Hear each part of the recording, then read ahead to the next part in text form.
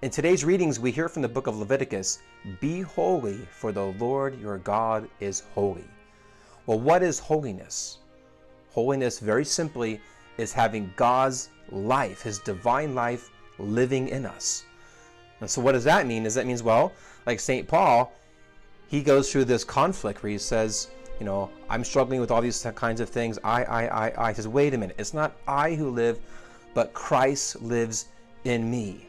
And so if Christ is to live fully in us, that means we have to be emptied of ourselves, which is what this whole season of Lent is really about.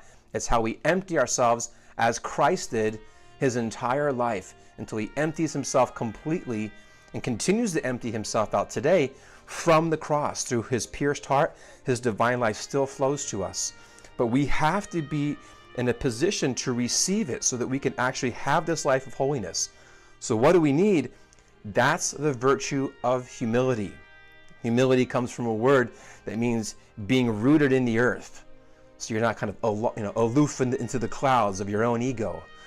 And so as Archbishop Fulton Sheen reminds us, he says, the higher the building, the deeper the foundation. The greater the moral heights to which we aspire, the greater the humility. So humility is something that allows us to receive the gifts of others and ultimately the gift of God. Fulton Sheen also says, only when a box is empty can it be filled. Only when the ego is deflated can God pour in his blessings. So let that be our prayer today. Lord, help me to just, as the old saying would be when I was a kid, these waffles called Eggo waffles would be Lego my ego. So let's let go of our egos and allow God to pour himself into us.